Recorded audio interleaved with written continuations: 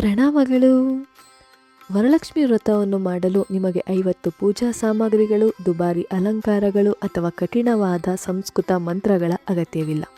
ಮೊದಲ ಬಾರಿಗೆ ಪೂಜೆ ಮಾಡುವವರು ಸಹ ಮನೆಯಲ್ಲೇ ಅನುಸರಿಸಬಹುದಾದ ಸರಳ ಮತ್ತು ಗೌರವಪೂರ್ವಕವಾದ ವಿಧಾನ ಇಲ್ಲಿದೆ. ಮೊದಲು ಪೂಜಾ ಸ್ಥಳವನ್ನು ಶುಚಿಗೊಳಿಸಿ.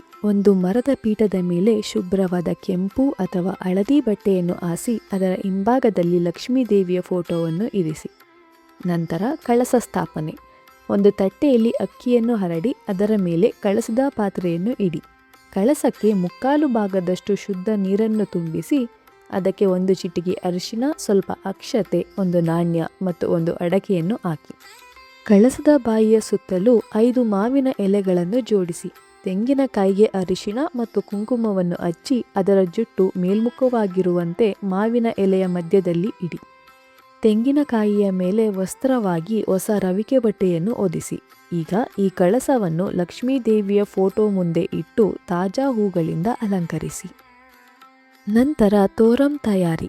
ಹತ್ತಿಯ ದಾರಕ್ಕೆ ಹಗುರವಾಗಿ ಅರಿಶಿಣವನ್ನು ಹಚ್ಚಿ ಅದರಲ್ಲಿ 9 ಗಂಟುಗಳನ್ನು ಹಾಕಿ. ತೋರ ಗ್ರಂಥಿ. ಪೂಜೆಯ ಸಮಯದಲ್ಲಿ ಲಕ್ಷ್ಮಿಯ 9 ಪವಿತ್ರ ಹೆಸರುಗಳನ್ನು ಸ್ಮರಿಸುತ್ತಾ ಈ 9 ಗಂಟುಗಳನ್ನು ಪೂಜಿಸಲಾಗುತ್ತದೆ. ಪೂಜಾ ವಿಧಾನ. ವರಲಕ್ಷ್ಮಿಯ ಮುಂದೆ ಕುಳಿತು ದೀಪ ಮತ್ತು ಧೂಪವನ್ನು ಬೆಳಗಿಸಿ.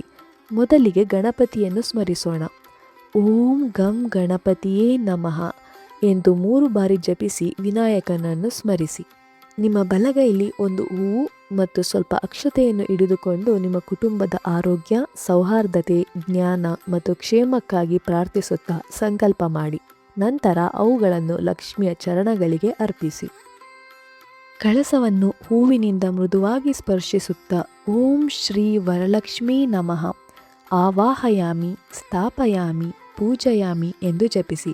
ಇದರರ್ಥ, ವರಲಕ್ಷ್ಮೀ ದೇವಿಯೇ, ನಾನು ನಿನ್ನನ್ನು ಆಹ್ವಾನಿಸುತ್ತೇನೆ, ಈ ಪವಿತ್ರ ಪೀಠವನ್ನು ಅರ್ಪಿಸುತ್ತೇನೆ ಮತ್ತು ನಿನ್ನನ್ನು ಪೂಜಿಸುತ್ತೇನೆ.